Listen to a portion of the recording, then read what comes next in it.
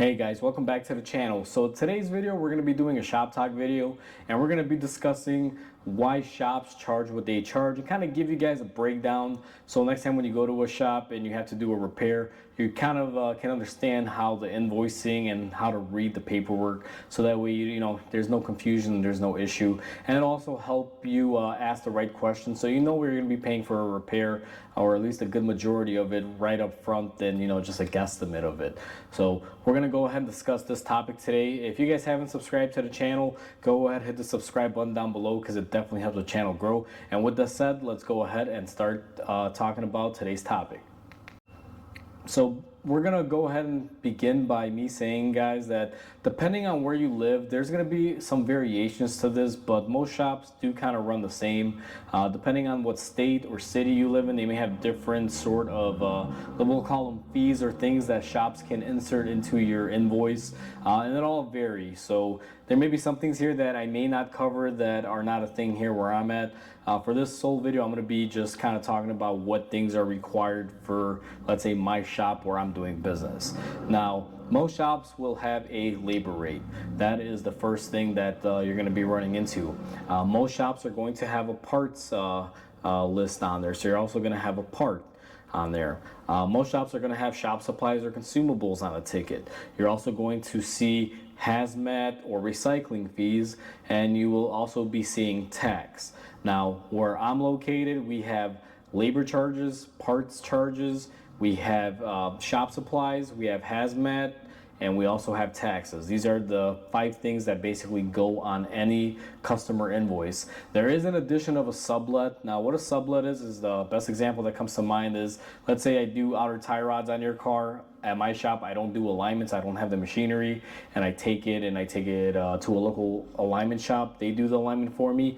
It's called a sublet or a sub out, and normally that'll be an additional kind of like a fee on the ticket, but it should have a description of what you're doing. Like on my tickets, they'll say sublet and it'll say alignment at wherever I took the car, and whatever they charge me, I just pass along to the customer as a sublet. So what we're going to do now is get into these 5 or 6 different things. I'll kind of explain briefly what they are.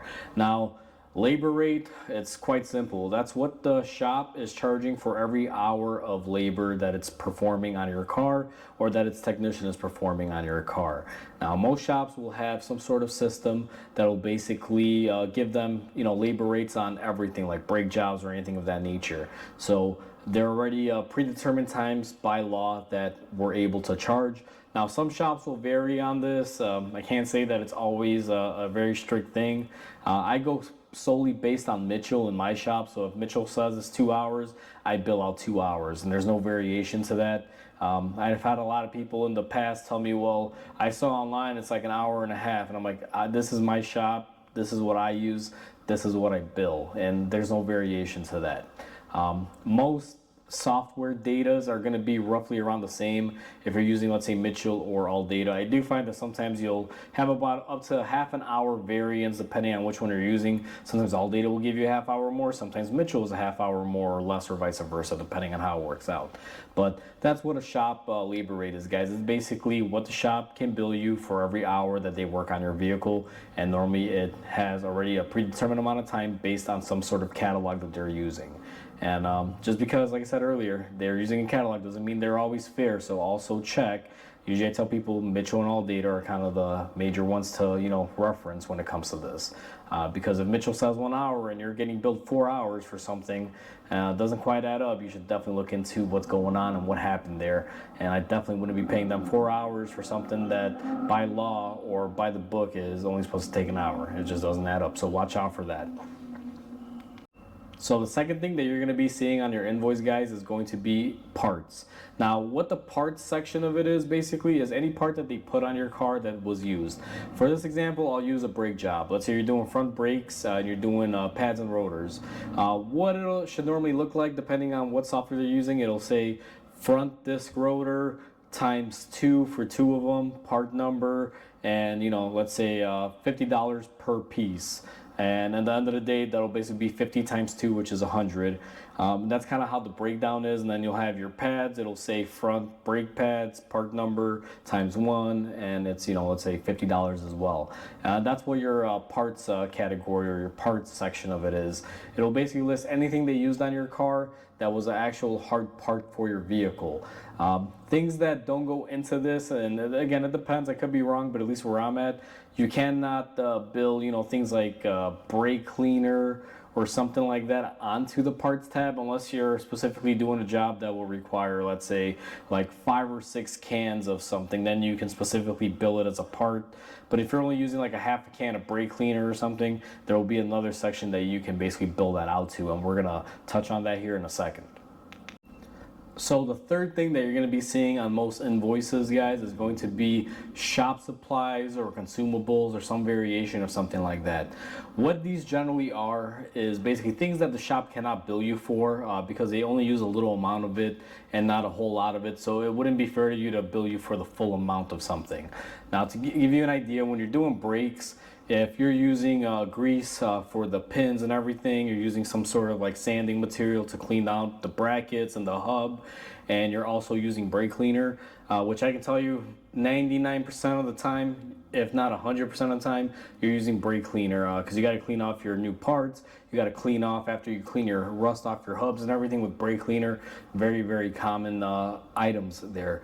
So let's say you brought me your car and I did a brake job and I used half a can of brake cleaner. There's no real way to bill you for half a can of brake cleaner. So what the computer systems that we use do, the shop management systems, they'll automatically calculate based on the job and parts and labor how much consumables to bill on the ticket, which typically I think for a brake job is somewhere like around $22, and that covers your brake cleaner, your cleaning materials, and any sort of lube to lube everything up and lubricate the brakes when you put them on.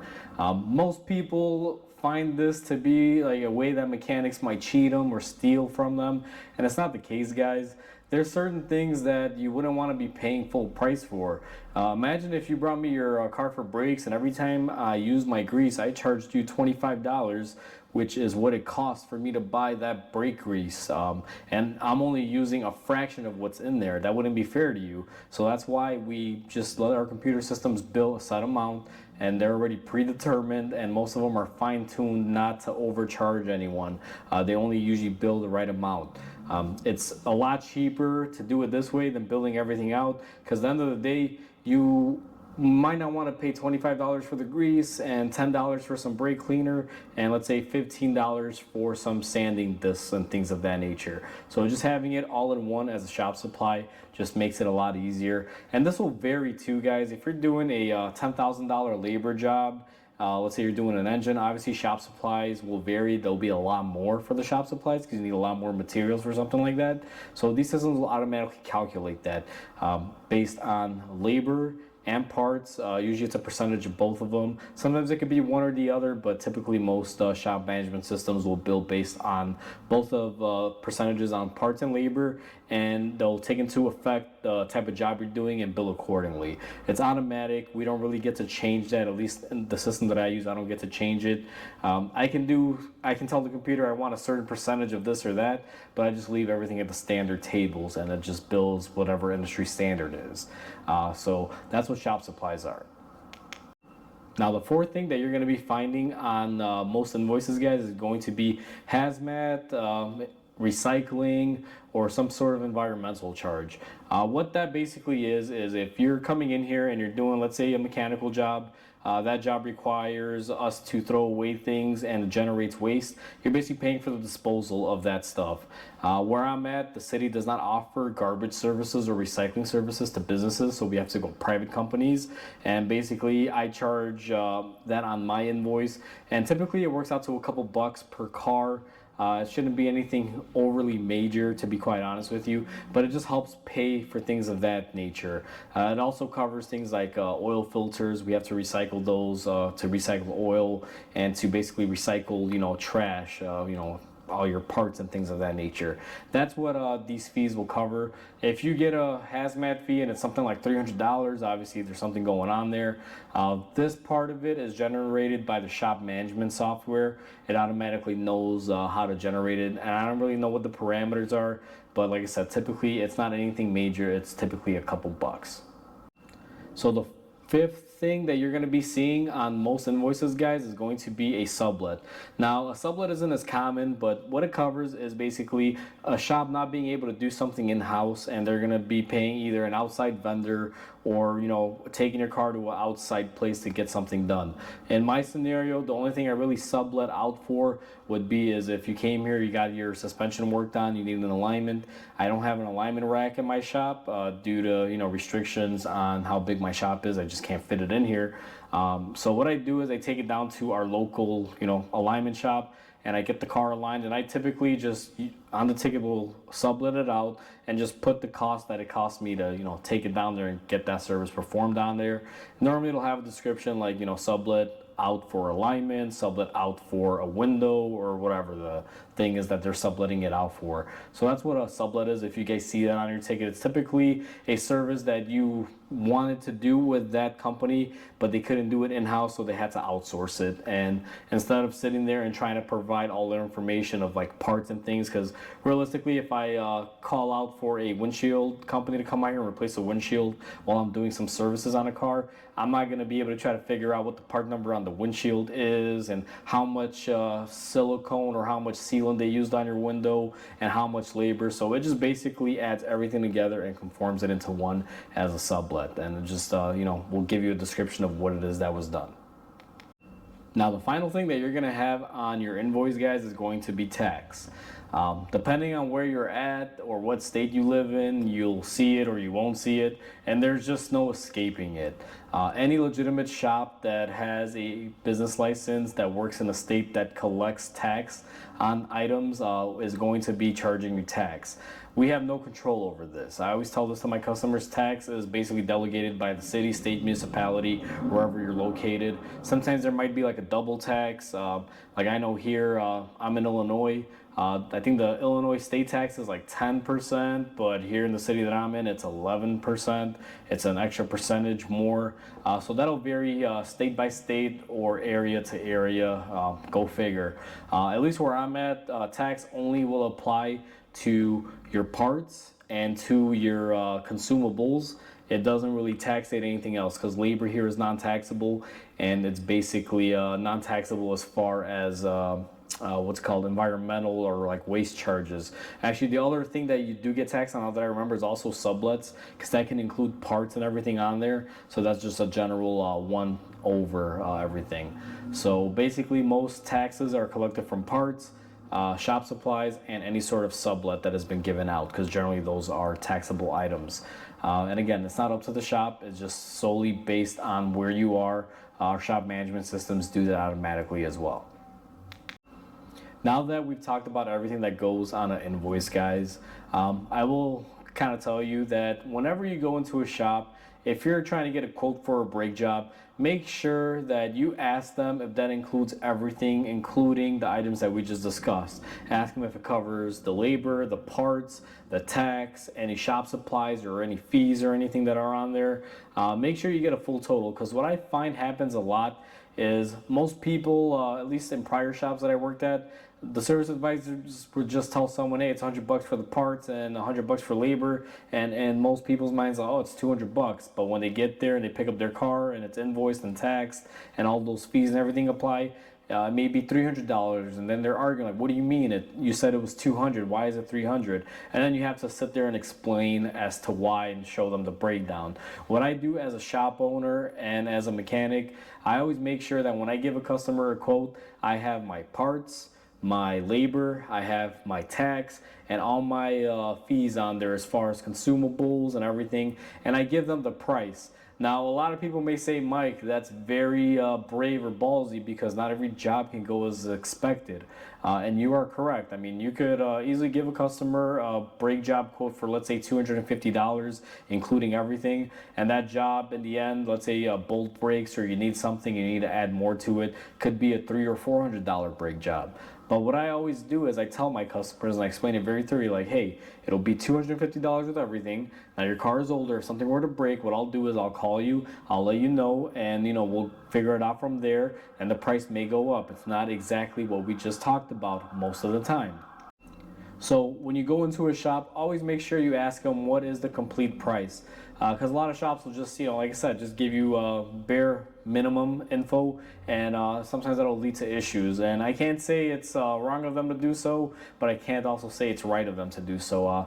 I feel you should quote out a customer appropriately, and also advise them there may be potential for more money spending if in case something does go bad, like you break a bolt or something, or you need something else while you're in there. But as long as you communicate with your customers and consumers are aware of what's going on, it usually isn't an issue, guys. I always follow through with my customers.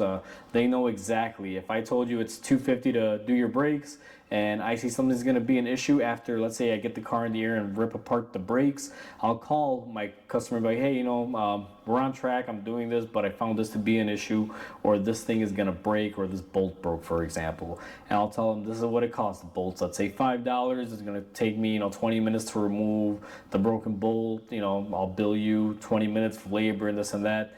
And you just got to find common ground. I always tell people, don't always think that the mechanic is out to get you. Just because he gave you a price doesn't also necessarily mean that that is the final price, because a lot of things could go wrong. And I also would like to think that shops aren't out there ripping their customers off on purpose, saying, oh yeah, a broken bolt, we're going to bill them 2 hours to extract this, and they get the bolt off in 5 minutes and wind up billing their customers extra money for no reason. So it's a fine balance, guys. You just got to communicate. Most shops are pretty good about breaking it down and being communicative, but I also find that there's also a lot of stuff lost in translation, whether it be via the service advisor or the consumer. And I'm not ragging on consumers or customers or the advisors or these repair shops, guys. It's just, you always got to make sure that you're asking the appropriate questions to cover yourself, and also have a little bit of understanding and hear out the shop on what's going on. Because I've worked in places where people come in and, like I said, if they were expecting $200 and you tell them it's like $290, they're like, oh my God, no, I'm not paying that. You're ripping me off. You're this, you're that. I'm calling the cops. And it just turns into a whole ordeal. If you're sitting there arguing with someone, you're not making money. It's just a sad story of it. So it's better to just be upfront and honest. Hopefully this video kind of gives you guys a little bit of the in-house workings of how things work when it comes down to invoicing and billing in the mechanical world for mechanics and shops and things of that nature. So hopefully this video helps you guys out. Please comment, like, and subscribe, because it definitely helps the channel grow. And until then, I'll catch you guys on the next video. Have a great day.